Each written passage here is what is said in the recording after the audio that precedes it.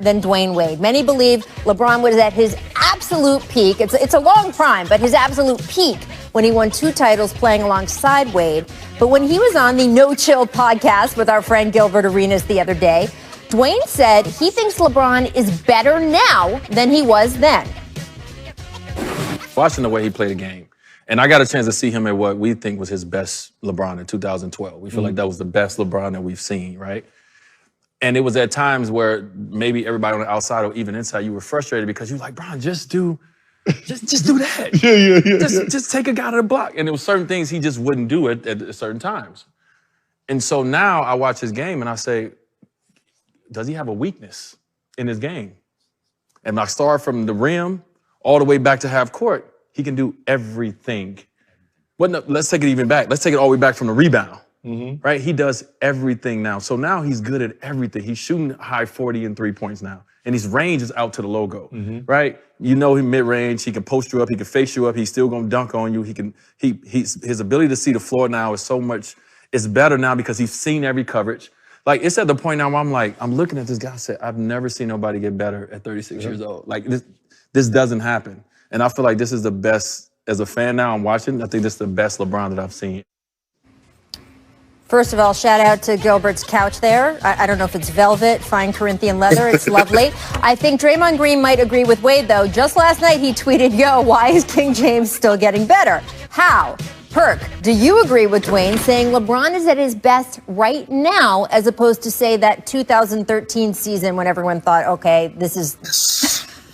Yes. And look, here's the thing, Rachel. I sit back and I watch a lot of basketball, and I watch the Lakers, and I'm looking at LeBron, and I'm saying, when is Father Time going to catch up with him? When is he going to start to decline athletically? And when is he going to take a back seat to Anthony Davis? Well, guess what?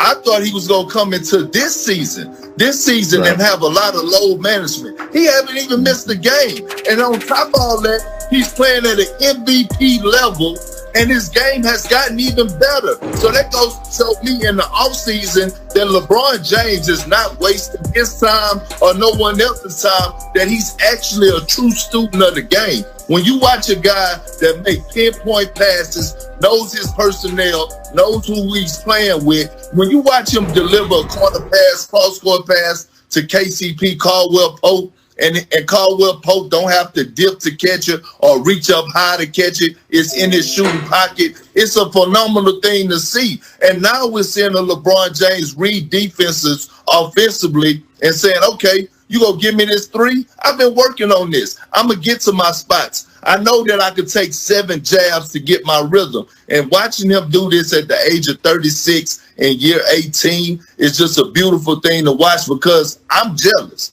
Me and LeBron are the same age, and here I am starting my second career in life, and he's still going strong.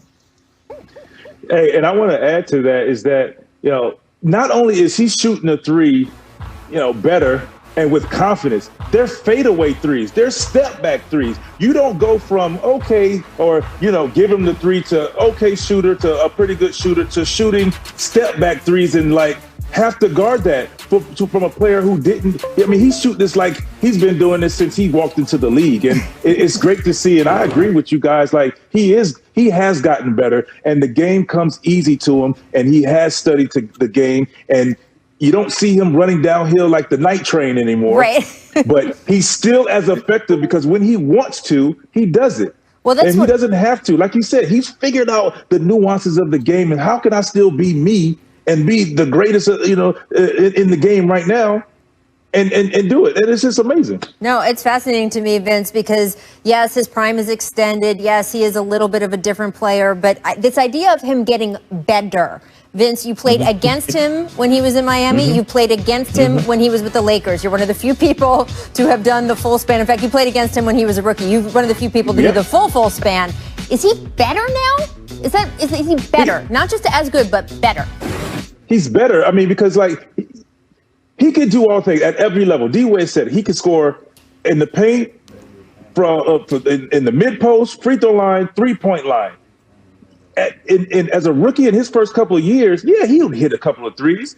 But we all said, Perk, you would agree with this, back up. Yeah. Make him shoot it. You don't want him to get downhill. You don't want to see him to see an open paint. Now, if he sees an open paint, or if he sees that he has a step back three, he can take that. So now, how do you guard him? How do you guard him? Yep. You have to double team him. And that doesn't always work out when Anthony Davis is also on the floor. All right, guys. Taking on the Nuggets for the first time since the Western Conference Finals.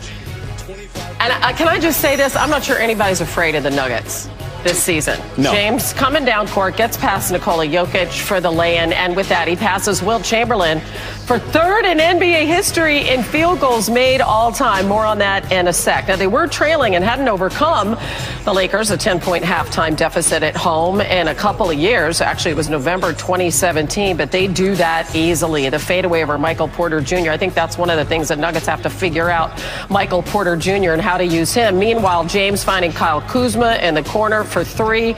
And then after a Nuggets miss, I mean, they really weren't putting up a fight. James gets the pass and finds Montrezl Harrell, and what a beauty of a dunk, a 15-0 run to end the third.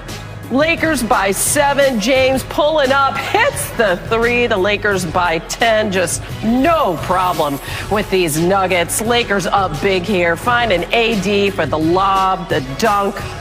And then a cutting Taylor Horton Tucker for the lay-in. How do you like it when Horton Tucker is a highlight? Back to James and that milestone.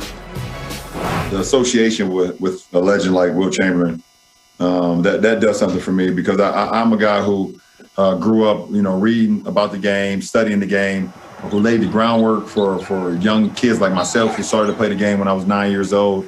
Defense has definitely been trying to stop me from putting the ball in the basket throughout my career. And, I've been able to, for the majority, been able to score a few buckets and then have my name linked with some of the greats that ever played this game of basketball. Nicely done by LeBron. Passing Wilt on the all-time field goals list wasn't his only milestone achievement last night. How about his 800th career game with at least 25 points? He's the only member of that club. Think about that. Only guy to ever do it. Other players that have even had 700 games, they're all-time greats. Kareem Abdul-Jabbar, Karl Malone, and Michael Jordan. And there was a lot more from King James last night, Jay. Yeah, Hannah, speaking of LeBron, you could call him Mr. All-Star. He's played in the league's All-Star game in 16 of his 17 NBA seasons. As a top vote getter, he was named a captain the past 3 seasons as part of drafting teams instead of the original East versus West format. But this season, he wants no part of any of it. LeBron voicing a myriad of reasons why he believes NBA All-Star Weekend this season is not a good idea. As of right now, he's the second highest vote getter behind Kevin Durant, and says he'll report for the game if named an All-Star, but he'd really rather not. I have zero energy and zero excitement about an All-Star game this year. I don't even understand why we're having an All-Star game, but it's the agreement that the Players Association and the league came about. Short off season for myself and my teammates with 71 days. And then coming to this season, we were told that we were not having an All-Star game, so we had a nice little break, 5 days from the 5th through the 10th, an opportunity for me to kind of recalibrate for the second half of the season, my teammates as well, some of the guys in the league, and then they throw an All-Star game on us like this and just breaks that all the way up. So pretty much a kind of a slap in the face. We're also still dealing with a pandemic. We're still dealing with everything that's been going on.